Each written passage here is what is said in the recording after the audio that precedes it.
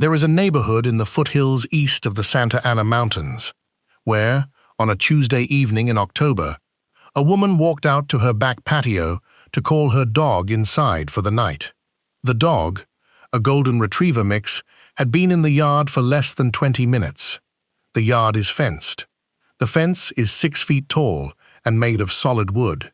The woman's name has not been released publicly, and the incident she is describing did not result in a human fatality, which means it did not generate national news coverage, which means almost no one outside of the local community and a small circle of wildlife researchers knows it happened. When she opened the sliding glass door and looked into the yard, the dog was gone. There was no sound of barking. There had been no sound of impact, no yelp, nothing that would have told her something was happening 3 feet below the kitchen window where she had been standing for the previous quarter hour washing dinner dishes. The fence had a scuff mark near the top rail on the south side. The dog was found the next morning in the drainage corridor behind the development, partially consumed, cached under a layer of leaf litter and soil that had been scraped into place with a precision that spoke of practiced and unhurried work. The wildlife officer who responded said the lion had been in that drainage corridor for some time. He could tell that from the sign. He said that like it was the least surprising part of the whole thing, because for him, it was. What I want to talk about is the 48 hours before that mountain lion came over that fence.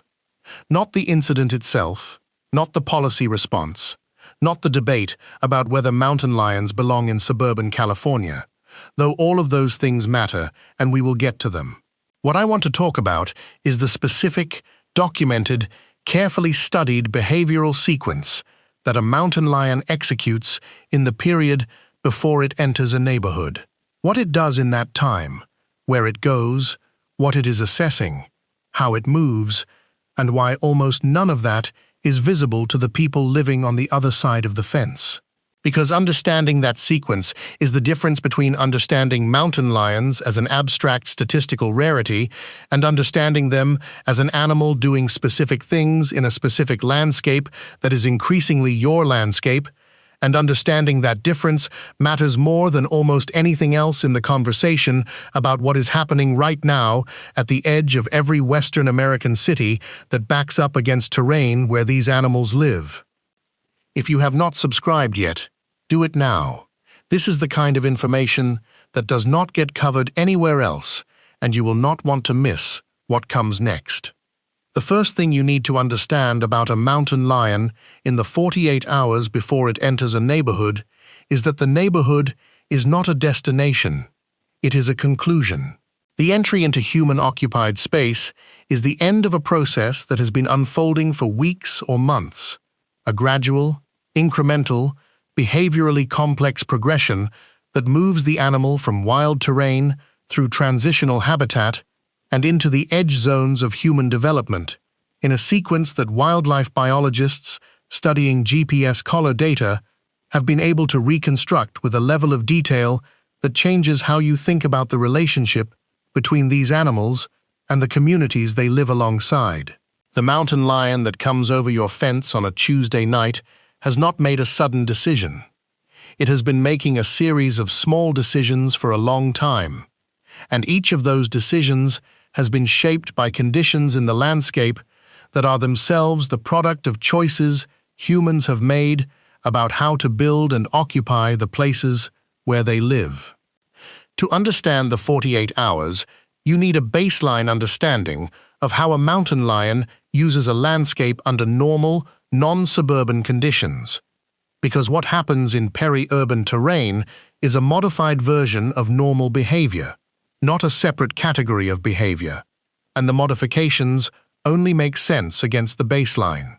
A mountain lion living in intact wildland habitat in the western United States is a creature of enormous range. Adult males maintain home ranges that commonly span between 100 and 150 square miles, sometimes substantially more in terrain where prey density is low, and competition between territorial males forces range expansion to meet caloric needs. Adult females maintain smaller ranges, typically between 25 and 75 square miles, configured to encompass adequate prey, denning habitat, and sufficient spatial separation from other females to reduce competitive pressure. Within those ranges, mountain lions do not move randomly. They move along predictable pathways that connect core habitat areas, travel corridors, hunting grounds, resting sites, and water sources in a spatial network that individual animals develop through experience and that persists with remarkable consistency across years and even across generations of animals using the same terrain. The core of mountain lion activity is structured around prey. The caloric requirements of a large adult male mountain lion are substantial. Estimates vary, but the general scientific consensus is that an adult male needs to kill approximately one large ungulate, specifically a deer-sized animal, roughly every 7 to 10 days under normal conditions to meet its caloric needs. Females with kittens are under elevated caloric pressure and may kill more frequently. Subadult animals learning to hunt efficiently may attempt kills at higher rates with lower success percentages, meaning the actual hunting activity is more intensive than the successful kill rate suggests. The spatial organization of a mountain lion's movements is, at its foundation, a logistics operation aimed at maintaining access to sufficient prey to meet those caloric requirements while minimizing energy expenditure and avoiding lethal conflict with other mountain lions. Everything else, the travel routes, the resting sites, the water sources, the territory boundaries, is scaffolding built around that fundamental requirement. In terrain where prey is adequately distributed and human presence is minimal, this operation runs according to a pattern that has been documented in detail by GPS collar studies across the West. The lion makes a kill, typically at dusk or in the early hours of the night, when deer movement is highest, and the ambient light conditions favor the ambush approach that mountain lions depend on. It consumes a portion of the carcass immediately, focusing on the most calorie-dense organs, particularly the heart, liver, and lungs. It then caches the remainder by covering the carcass with debris, a behavior that is instinctive and remarkably consistent across individuals, and retreats to a resting location in the vicinity to wait out the daylight hours.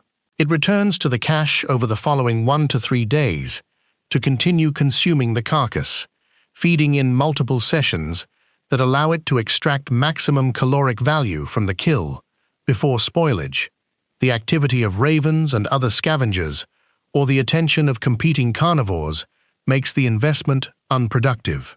Then it begins moving again, traveling toward the next hunting opportunity in its range, covering ground at a pace that reflects both its physical capacity for sustained movement and the spatial distribution of prey in its territory. GPS collar data from multiple long-term studies, including the work done in the Santa Ana Mountains by National Park Service researchers, the work in the Santa Cruz Mountains by Puma Project researchers at the University of California at Santa Cruz, and the work in Colorado by state wildlife biologists, has produced a detailed and consistent picture of how this movement pattern changes when a mountain lion's range brings it into regular contact with human-occupied terrain. The pattern does not break, it deforms, and the deformation is systematic in ways that reveal exactly what the animal is doing and why.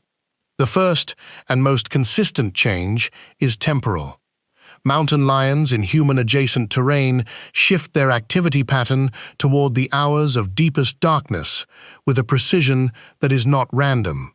Animals whose GPS fixes in fully wild terrain show activity distributed across the nighttime hours, with some representation in the crepuscular windows at dawn and dusk, begin, as their ranges expand into terrain with more human infrastructure, to concentrate their movements in the window between approximately midnight and 4 in the morning, with the hours immediately around dawn and dusk showing the most dramatic reduction relative to the wild terrain baseline.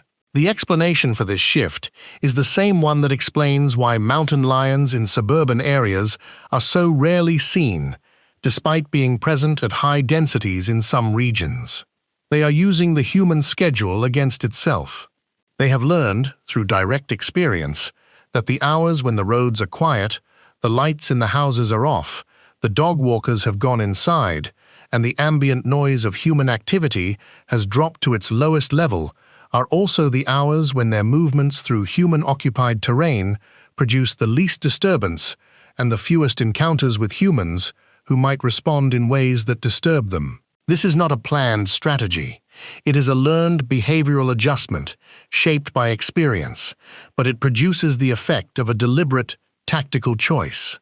The second consistent change documented in the GPS data is spatial. Mountain lions moving in human-adjacent terrain develop a detailed and highly accurate map of the features of that terrain that are relevant to their movement and hunting. They learn the locations of culverts under roads and their dimensions, specifically whether those culverts are large enough to transit comfortably. They learn the drainage corridors, the creek beds, the arroyos, the utility right-of-ways, the green belts, the golf course perimeters, all of the linear features of the suburban landscape that function as travel corridors, linking patches of wilder terrain.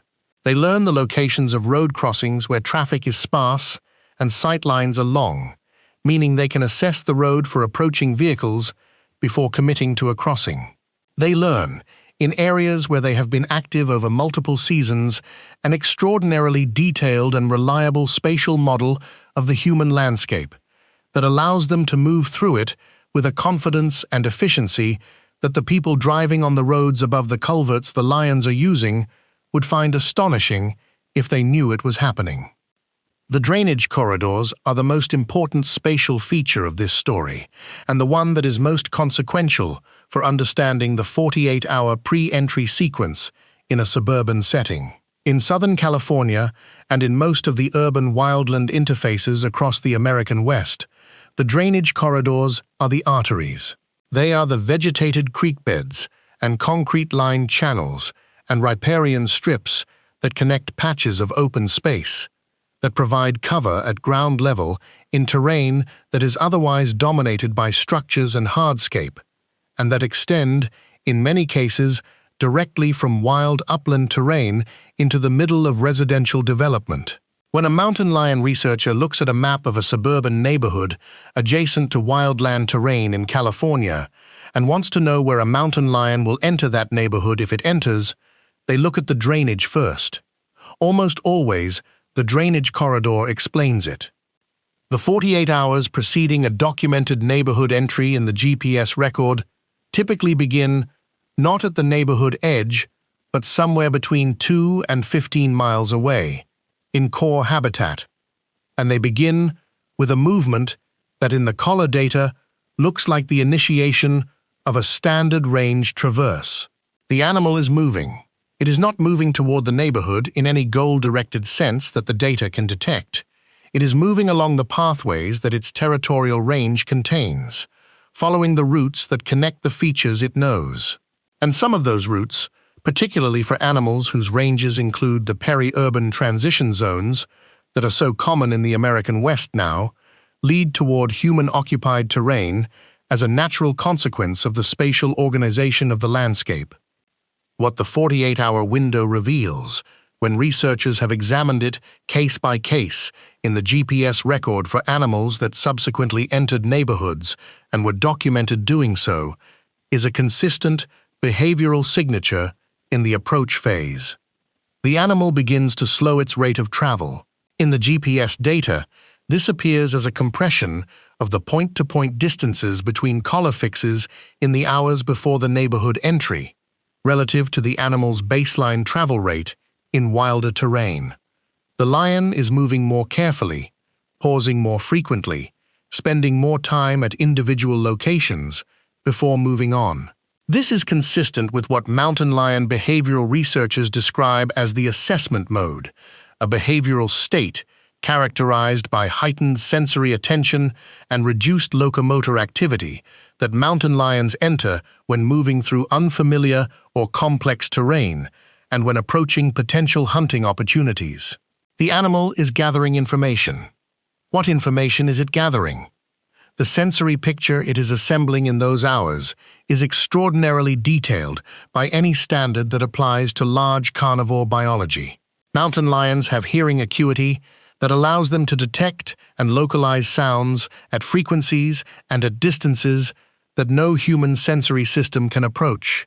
They are detecting the sounds of the neighborhood before they are anywhere near it. The ambient noise profile of a residential area, the cycling of air conditioning units, the sporadic traffic, the sounds of dogs, the human voices carrying from backyards on warm evenings. All of this acoustic information is reaching the mountain lion at distances that would surprise most people thinking about this for the first time. The animal is building an acoustic model of the terrain ahead long before it is close enough for any human resident to detect its presence. Its olfactory capacity is similarly impressive in ways that are relevant to the pre-entry assessment. Mountain lions have a sense of smell that, while not as dominant in their sensory hierarchy as it is in canids like wolves and coyotes, is nonetheless extremely well developed relative to human baselines. The lion approaching a neighborhood from the drainage corridor below is detecting the scent plume of domestic animals long before it is in visual range of the fence lines. Dogs, cats, livestock animals, all of these produce scent signatures that are distinctly different from the wild prey the lion has been hunting, but that register as familiar to any lion that has been moving in peri-urban terrain for more than a few weeks. The domestic animal scent, in the context of a habituated lion moving through its range, is not an alarm signal. It is a navigational cue. It is information about what the terrain ahead contains. The visual assessment begins as the lion enters the final kilometer of approach. Mountain lion vision, optimized for low-light performance, is estimated to have a light-gathering capacity approximately 6 times greater than human vision in equivalent conditions. In the near-dark hours of the pre-dawn window that habituated lions favor for their neighborhood movements, a mountain lion approaching through the drainage corridor is operating in essentially full visual clarity, while the humans behind the fences it is approaching are in darkness. It is seeing the silhouettes of structures, the glow of porch lights and security lights, the movement of pets in yards, the human figures moving behind windows. It is not processing this information consciously in the way a human observer would, but it is processing it, assembling a continuous and detailed update of the spatial and behavioral situation ahead of it, and adjusting its approach accordingly. The adjustment is the part that the GPS data alone cannot fully capture, because the precision of GPS collar technology, with its fixed intervals measured in minutes or hours rather than seconds, cannot resolve the fine-grained movement behavior that characterizes the approach of a hunting or scouting mountain lion. What the data shows as a slow approach, punctuated by pauses, is, in the reality of the animal's movement, a sequence of extraordinarily careful and deliberate physical progressions through cover, each preceded by a period of stillness and assessment, each followed by a repositioning that provides access to the next sightline. The lion is moving through the drainage corridor below the neighborhood the way a surgeon moves through a procedure. Nothing is rushed. Each step is placed with precision. The body is held in postures that minimize silhouette and noise. The tail, a liability for a large cat moving through brush, is held low and controlled. The ears are in continuous rotation, sampling the acoustic environment from every direction. The duration of this assessment phase varies enormously across the documented cases. Some animals spend less than an hour in the approach corridor before making entry. Others spend multiple nights in the drainage corridor adjacent to a neighborhood before crossing any property boundary, each night conducting what appears in the behavior record as a surveillance of the terrain ahead, retreating before dawn to core resting sites further up the drainage, and returning the following night to resume the assessment. The variation appears to correlate with the animal's level of prior experience with human-occupied terrain. More experienced animals, meaning animals that have been moving in peri-urban terrain for longer periods, tend to move through the assessment phase more quickly and enter neighborhood spaces with less apparent hesitation. Naive animals, particularly young males, dispersing into unfamiliar peri-urban terrain for the first time, tend to show longer assessment sequences with more retreat and return cycles. This is directly analogous to the general learning curve documented in mountain lion interactions with novel terrain features and novel prey types. Experience compresses the assessment phase because the animal already has a framework for interpreting what it is encountering. The decision point, if you can call it that, because calling it a decision implies a cognitive architecture that mountain lion neuroscience does not support in the way the word implies, is the moment when the animal commits to crossing from the drainage corridor into the property space of the neighborhood. In the GPS data, this appears as a single fix on the neighborhood side of whatever barrier separates wild terrain from developed space, preceded by what may have been an extended stationary period on the wild terrain side. In the physical record, meaning the tracks, the scats, the disturbed vegetation that wildlife officers reconstruct in the aftermath of documented entries, this transition is often associated with a specific feature: a gap in a fence where a board has loosened, the terminus of a drainage culvert that discharges into a landscaped yard, a stretch of block wall that abuts a tree branch close enough to use as a bridge. The animals do not breach barriers. They find the places where barriers are already incomplete and use them with a precision that suggests they have been noted and catalogued during the assessment phase. The first entry into a residential neighborhood is almost never the predatory event. This is one of the most consistently misunderstood aspects of the mountain lion neighborhood entry situation, and it matters enormously for how residents and wildlife managers think about the risk trajectory. The first documented neighborhood entry by an individual mountain lion, and frequently the second and the third, is exploratory in character. The animal moves through the developed space with the same cautious, information-gathering behavioral profile it showed in the approach corridor. It is assessing, it is mapping, it is learning the spatial organization of the new terrain, the locations of structures, the positions of animals, the routes of retreat back to cover, the human activity patterns that govern when the space is occupied and when it is not. It is not hunting. It is conducting the kind of detailed environmental assessment that mountain lions execute whenever they encounter novel terrain, and that provides the informational foundation on which subsequent behavior, including hunting behavior, is built. The domestic animals in those yards are being assessed. This deserves to be understood clearly because it is uncomfortable, and because the discomfort is exactly proportional to how important it is. A mountain lion moving through a residential yard for the first time is encountering domestic animals, dogs and cats in particular, in close proximity. It is assessing them as it assesses any animal it encounters, for size, behavior, apparent vulnerability, and suitability as prey. In the early exploratory entries, most animals pass through without predatory behavior even when domestic prey is present. The behavioral inhibition that suppresses predatory responses toward unfamiliar animals and unfamiliar prey types is still operating. The lion has not yet completed the learning sequence that would classify a specific type of domestic animal in a specific type of yard as a reliable prey opportunity. But the assessment is happening. The information is being gathered. The template is being built. The research on prey switching in large felids across multiple species and multiple geographic contexts consistently shows that the transition from assessment to predatory behavior toward a new prey type requires a learning period during which the animal accumulates experience with the prey in question. It needs to understand the prey's behavioral responses, its defensive capabilities, the spatial context in which it can be most successfully approached. This is why the first documented kill of a domestic animal in a given area is almost never preceded by a warning period of visible threatening behavior. The warning period is there, in the form of the exploratory entries and the assessments, but they are invisible because they leave no sign that a casual observer would recognize as significant.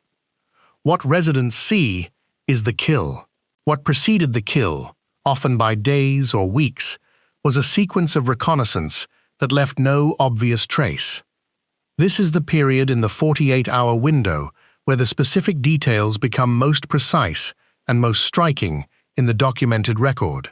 In the cases where wildlife managers have had access to GPS collar data for animals that subsequently made predatory entries into neighborhoods, and where they have been able to overlay that data with resident observations and security camera footage, the pre-predatory behavioral sequence shows a consistent and instructive pattern. In the 24 to 48 hours before the predatory entry, the animal typically increases its proximity to the target area relative to its preceding movement pattern. It is spending more time in the drainage corridor closest to the specific property, or properties where domestic animals have been located.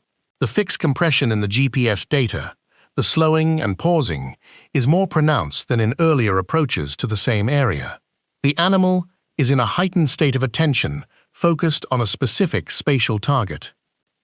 This heightened attentional focus is associated with what behavioral ecologists describe as a prey-specific motivational state, meaning the lion's general arousal level around hunting has been elevated specifically in relation to the prey type and location it has identified through its previous assessments.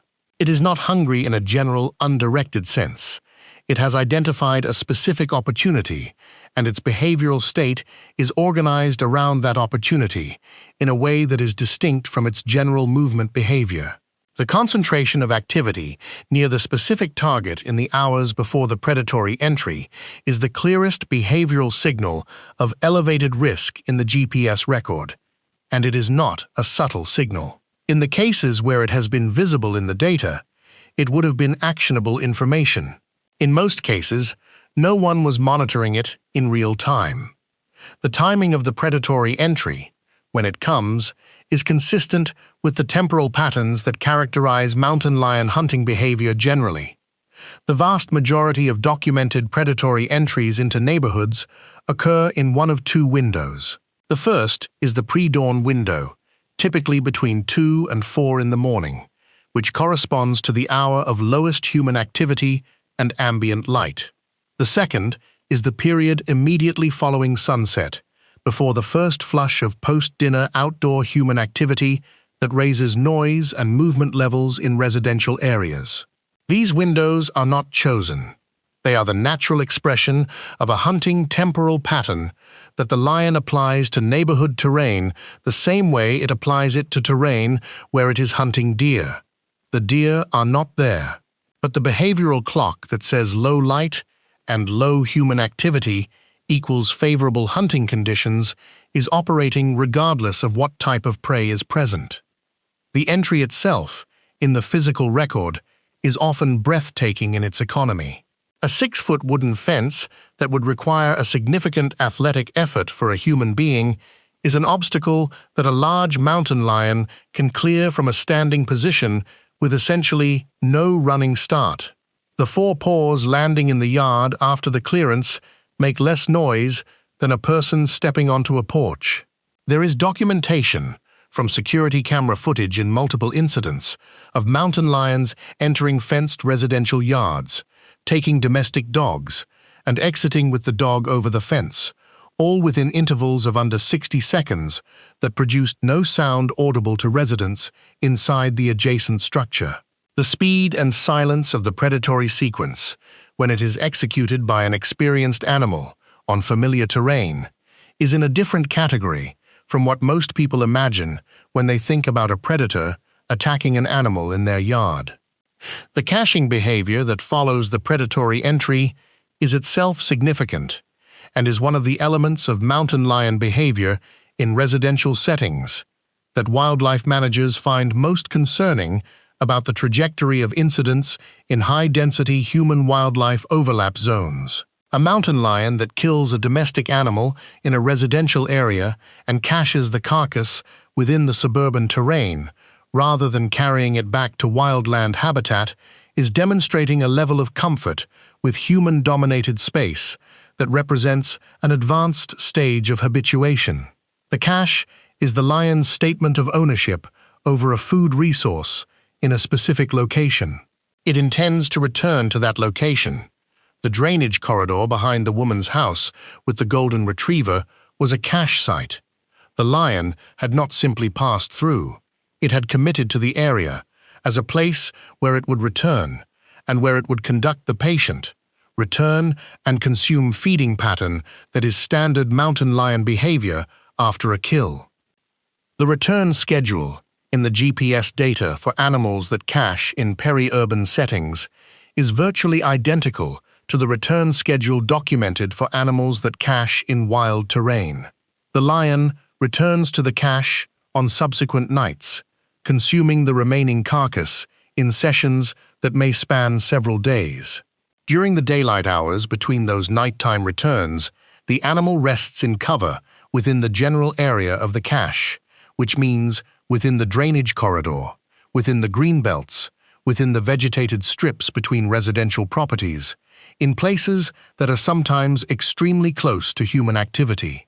The resting locations documented in GPS data for lions that have made predatory entries into residential areas are consistently within a much smaller radius of the human activity center than the resting locations of wild terrain animals. The lion is not retreating to remote habitat between feeding events. It is resting nearby, in whatever cover the suburban landscape provides, and waiting for the conditions that favor its return. This is the aspect of the story that the statistics about rarity most thoroughly obscure. The rarity of fatalities, the rarity of predatory attacks on humans, is a genuine and important fact, but it coexists in specific areas and under specific conditions, with a proximity and a familiarity between individual mountain lions and specific human communities that the rarity statistics do not capture. There are neighborhoods in coastal California where the same mountain lion has been making recurrent nighttime visits for months, where residents see the security camera footage of the animal walking through their yard and feel something between fascination and discomfort that does not have a clean name, where the animal is close enough and present often enough and competent enough in its navigation of the residential terrain that the statistical distance between its behavior and a predatory attempt on a human is smaller than the historical baseline of 27 fatalities in 4 centuries would suggest. The demographic profile of the individual mountain lions most frequently associated with predatory entries into residential areas is not random.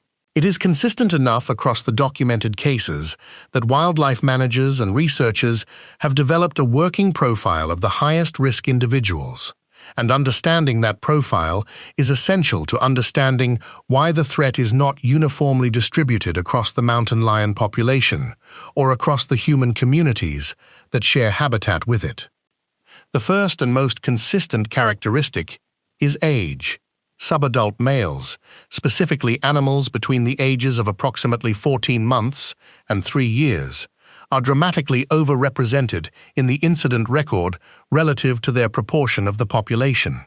This is the dispersal cohort. These are the animals that have recently separated from their mothers, that have not yet established stable home territories, and that are moving through the landscape in search of unoccupied habitat. In a landscape where the available wildland habitat is already claimed by resident territorial males, that search frequently leads them through human-dominated terrain, not because they prefer it, but because the wildland terrain is occupied and the territorial pressure from resident males is lethal. Dispersing subadult males are not looking for human neighborhoods. They are looking for any terrain that does not bring them into conflict with adult males who will kill them. And in many parts of the American West, the only terrain that meets that description is the peri-urban edge zone.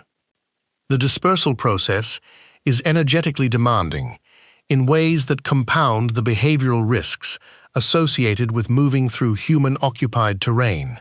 A young male navigating unfamiliar territory without an established hunting ground, competing for prey with resident animals whose knowledge of the terrain is far superior, is under consistent nutritional pressure. He is hunting less efficiently than he will when he is established. He is expending energy on movement and on conflict avoidance with resident males. His caloric balance is more frequently in deficit than the adult territorial males whose ranges he is crossing. This nutritional deficit is the condition that most reliably lowers the behavioral threshold for prey switching. A well-fed mountain lion with an established territory and a reliable prey base has a high threshold for attempting a novel prey type in an unfamiliar context. A nutritionally stressed subadult male moving through suburban drainage corridors has a much lower one. The second characteristic is prior exposure to human-dominated terrain without negative consequence. The habituation history of the individual animal is a major predictor of risk level in the encounter record. Animals that have been moving in peri-urban terrain for extended periods, meaning months rather than days, and that have accumulated extensive experience with human infrastructure, domestic animals, and human activity without any negative reinforcement, have undergone a progressive erosion of the wariness that keeps wild-conditioned animals at a behavioral distance from human communities. This erosion is not a character flaw. It is a learning outcome, exactly what behavioral theory predicts for any animal exposed to a stimulus repeatedly without negative consequence. The animal has learned, from direct experience, that humans are not a threat. That learning is the most dangerous thing that can happen to a mountain lion living in proximity to human communities. Not for the humans, though it elevates human risk, but for the animal. Because a mountain lion that has lost its wariness of humans is a mountain lion that wildlife managers will kill the moment its behavior crosses into a threshold that triggers the safety protocols. The third characteristic is range location. The animals most consistently involved in predatory neighborhood entries are those whose established or transit ranges include the areas of most intense human-wildlife interface. In Southern California, this means the animals whose ranges fall within or adjacent to the Santa Ana Mountains, the Simi Hills, the Santa Monica Mountains, the Santa Cruz Mountains. In Colorado, it means animals in the foothills corridors west of Denver, Colorado Springs, and Fort Collins. In Washington, it means animals on the west slopes of the Cascades, where the suburban sprawl of the Puget Sound metropolitan area has advanced deepest into historically wild terrain. These are not the areas with the highest mountain lion density in absolute terms. They are the areas where the spatial overlap between mountain lion habitat and dense human occupation is greatest. And that overlap is the fundamental driver of the risk that individual animals and individual communities face. The fourth characteristic is prey availability in the home range. The animals most frequently involved in elevated risk behavior toward humans and domestic animals are those whose hunting success in their core wild terrain has declined below the level needed to meet caloric requirements. The relationship between prey availability and risk behavior in mountain lions has been documented in multiple study areas and is consistent with the general predator ecology theory that predicts prey switching and range expansion under nutritional stress. In the Santa Ana Mountains, where the deer population has been subject to the same habitat pressures as the lions, GPS collar data shows a clear correlation between periods of low deer encounter rates in an individual lion's range and increased movement toward peri-urban terrain. The lion is not choosing the neighborhood, it is choosing the deer. When the deer are not where they have historically been, the lion moves to where prey, any prey, is more available. In the geography of the American West, the direction that movement most frequently takes is toward human-dominated terrain. The 48-hour window, examined through this lens, is not a discrete period with a clean beginning. It is the visible terminus of a behavioral process that has been running for weeks or months, shaped by conditions that are the product of landscape-scale decisions about where and how to build, manage, and maintain the places where people live. The lion coming over the fence on a Tuesday night is not an aberration. It is an outcome, and the conditions producing that outcome are more common now than they were 20 years ago, and more common 20 years ago than they were 40 years ago, and the trend line in the incident data, read honestly and without the reassuring overlay that official communications tend to apply, points in a direction that requires more than a recitation of the historical rarity of human fatalities to adequately address. The public communication failure around mountain lion behavior in residential settings is not a simple story of wildlife agencies lying to people or concealing information. It is more complicated and in some ways more troubling than that. The people working at the interface of mountain lion management and public communication are genuinely navigating a difficult problem. On one side, mountain lions are a conservation success story in many of the areas where the risk concerns are most acute. California's mountain lion population recovered from near extirpation during the bounty era to its current robust numbers through exactly the kind of legal protection and public support that honest communication of elevated risk could undermine. Wildlife managers know that the public appetite for mountain lion hunting bans, which have been a significant conservation tool, depends on a public that perceives mountain lions as non-threatening. They are not wrong about this. The political economy of large predator conservation in the American West is such that communities that feel threatened by a large carnivore vote against its protection. This has been demonstrated repeatedly in the history of wolf reintroduction, in the history of grizzly bear recovery, and in the periodic ballot initiatives around mountain lion hunting in California. The communication choices of wildlife agencies are shaped by an awareness of this dynamic that is not cynical. It is a genuine tension between accurate risk communication and conservation outcomes that those agencies believe, not without justification, would be harmed by a more alarming public narrative about mountain lion behavior. On the other side of that tension are the people who live in the neighborhoods. The woman whose golden retriever went over the fence on a Tuesday night. The parents of young children in southwestern neighborhoods where mountain lions have been documented moving through regularly, and where the standard guidance about not letting children play outside unattended in mountain lion habitat exists in uncomfortable tension with the reality that mountain lion habitat in these places is the backyard.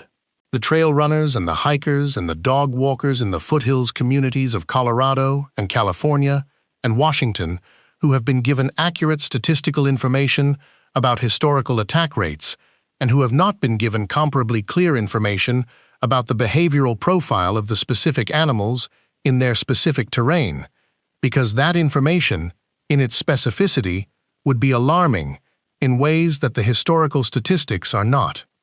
The dog walker who knows that mountain lion attacks on humans are extremely rare in the historical record does not necessarily know that the specific mountain lion that has been moving through the drainage corridor 2 blocks from their usual walking route has been documented by a GPS collar study making 15 visits to that corridor in the past 6 weeks, that it is a 2-year-old male, that its prey records show declining deer kill rates over the same period, and that the behavioral profile it is exhibiting in the collar data corresponds to the pre-entry assessment phase that precedes documented neighborhood predatory entries. That information is specific, it is local, it is actionable, and it is, in most cases, not communicated to the community. It is available to the researchers who are monitoring the animal and to the wildlife officers who are tracking the study, and it may produce an internal decision about whether to intervene or wait. But the family letting their 7-year-old play in the yard 3 blocks from the drainage corridor is not part of that conversation. This communication gap is the practical consequence of a risk management framework built around population-level statistics rather than individual animal behavioral data. And it is a framework that made reasonable sense when the GPS collar data necessary to build individual behavioral profiles at scale did not exist or was too sparse to be meaningfully actionable. That constraint is lifting. The technological and logistical capacity to monitor individual mountain lion behavior in real time in the areas of highest human-wildlife overlap exists now in a way that it did not 15 years ago. The National Park Service study in the Santa Monica Mountains has demonstrated what it looks like to maintain continuous collar coverage on a wild mountain lion population over a decade-plus time frame.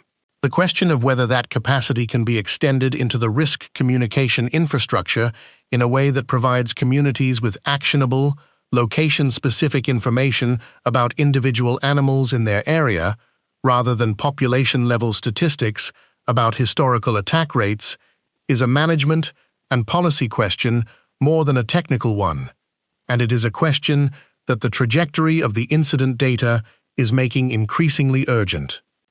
The behavioral markers that predict elevated neighborhood entry risk when they appear in the GPS collar data of a monitored animal are reliable enough that researchers who work with the data regularly can identify an at-risk behavioral profile with reasonable confidence before a predatory event occurs. The spatial compression, the increased proximity to peri-urban transition zones, the elevated time in drainage corridors adjacent to residential areas, the declining kill interval suggesting reduced hunting success, the combination of subadult age class with extended peri-urban transit history. These are not individually definitive, but in combination, they produce a risk flag that, in retrospect, appears with striking consistency in the records of animals that have subsequently been involved in predatory entries and attacks. Identifying the risk profile before an incident and acting on that identification is technically possible, but logistically and institutionally complicated. The options available to wildlife managers when a flagged animal has not yet committed a violation, meaning has not yet attacked a domestic animal, person, or committed a directly threatening act in a residential setting, are limited by the legal and regulatory frameworks that govern wildlife management in most states. A mountain lion that is doing nothing more than moving through a drainage corridor, however many times, in however threatening a pattern its GPS data might suggest to a watching researcher, is legally protected under California law and under similar statutes in other states, as long as it has not taken an action that clears the threshold for depredation or imminent threat. The management options before that threshold is cleared are non-lethal deterrence, increased monitoring, and community notification, all of which are better than nothing, and none of which is as decisive as intervention before the situation escalates. The community notification piece is where the communication gap is most concretely damaging to public safety.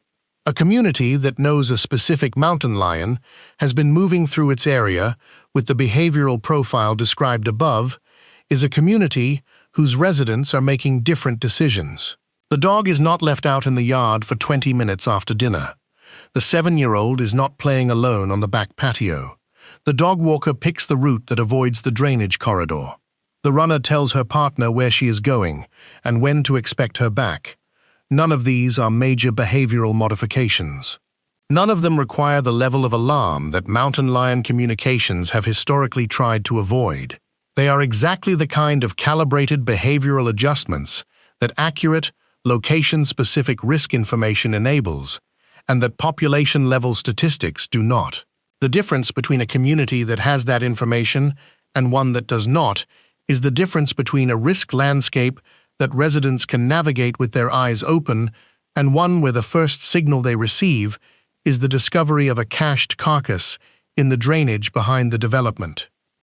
The structural changes to the landscape that would address the problem at its source, rather than at its symptom, are well understood by the researchers who have spent the most time with the data. Wildlife crossing infrastructure that allows mountain lion populations in currently isolated terrain to exchange individuals, reducing the demographic pressure and nutritional stress that push young males into peri-urban habitats, is the single most consequential intervention available.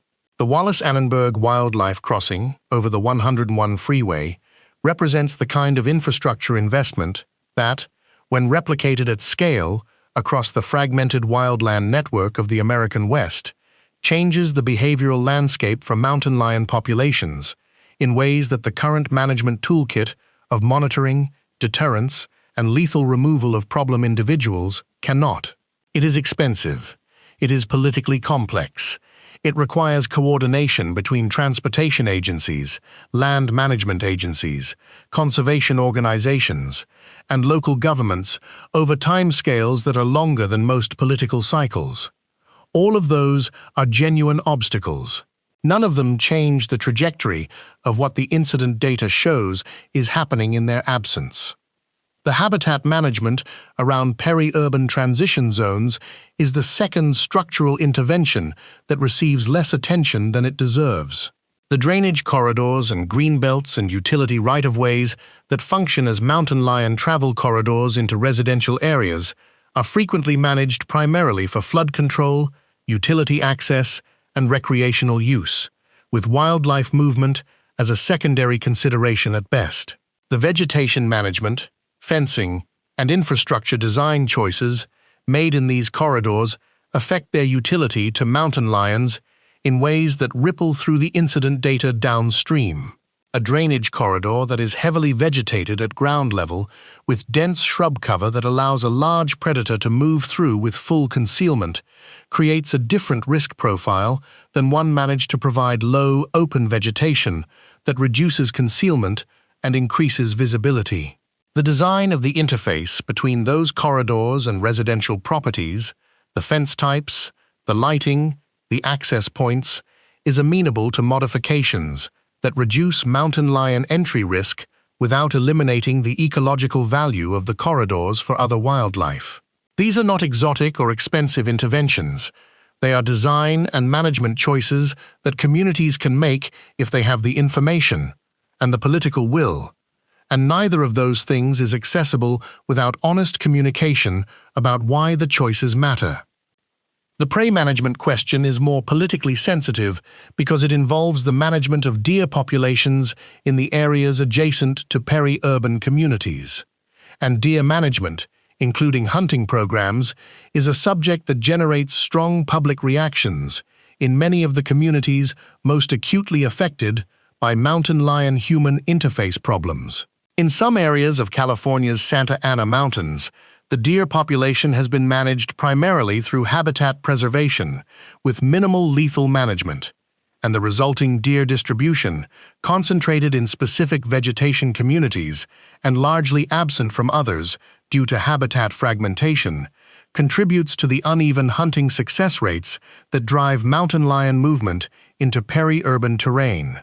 A deer management program that maintains adequate prey density in the wildland terrain adjacent to high-density human communities keeps mountain lions hunting wild prey rather than scanning for alternatives in residential drainage corridors. This is,